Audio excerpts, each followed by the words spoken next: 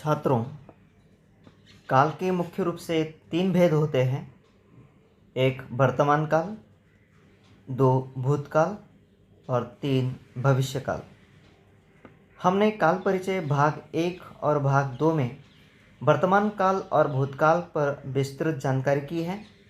आज हम काल का मुख्य रूप से तीसरा जो भेद है भविष्यकाल, इस पर जानकारी करते हैं। छात्रों, आज हम क्या सीखेंगे? भविष्यकाल, भविष्यकाल की परिभाषा, भविष्यकाल के भेद और स्वाध्याय। तीसरा भेद भविष्यकाल। छात्रों, भविष्यकाल यानी आने वाला पल, जिसकी निश्चितता नहीं है। इसकी परिभाषा देखते हैं। क्रिया का वह रूप जिससे आने वाले समय में अर्थात भविष्य में होना सूचित होता है, उसे भविष्यकाल कहते हैं। उदाहरण देखते हैं। मैं कल स्कूल जाऊंगा। 2. गाड़ी कुछ समय में रवाना हो जाएगी। उपर्युक्त वाक्यों में जाऊंगी और जाएगी क्रियाओं से कार्य भविष्य में होने का बोध हो रहा है, अतः ये भविष्यकाल की क्रियाएं हैं। छात्रगण, बोर्ड परीक्षा के प्रारूप के अनुसार भविष्यकाल में हमें सिर्फ सामान्य भविष्यकाल के बारे में ही जानकारी करनी है।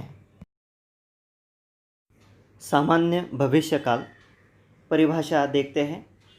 क्रिया के जिस रूप से आने वाले समय में उसका होना सूचित होता है, उसे सामान्य भविष्यकाल कहते हैं। उदाहरण देखते हैं। 1. सारी छुट्टियों का मज़ा किरकिरा हो जाएगा।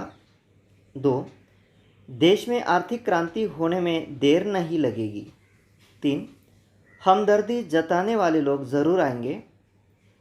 उपर्युक्त रेखांकित क्रियाओं से आने वाले पल यानी भविष्य में होने का पता चलता है तथा ये क्रियाएं सामान्य अवस्था का बोध कराती है, अतः ये सामान्य भविष्यकाल की क्रियाएं हैं।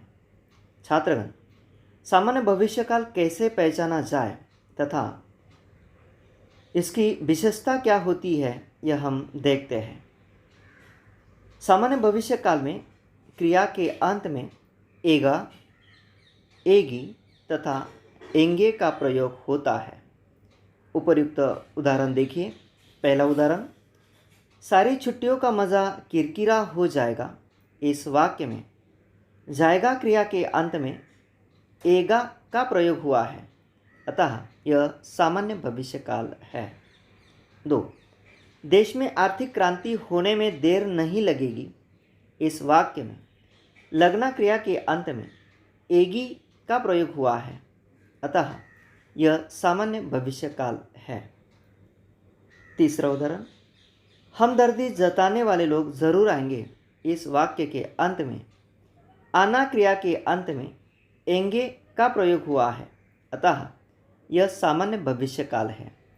छात्रों, हमने काल परिचय भाग 1, 2 और भाग 3 में जो कुल 7 भेदों पर चर्चा की, उन सभी भेदों की विशेषताओं को कंठस्थ करें ताकि काल परिवर्तन करते समय आसानी हो तथा स्वाध्याय में कुछ परीक्षा उपयोगी उदाहरण दिए हुए हैं, उन्हें हल कीजिए। शुक्रिया।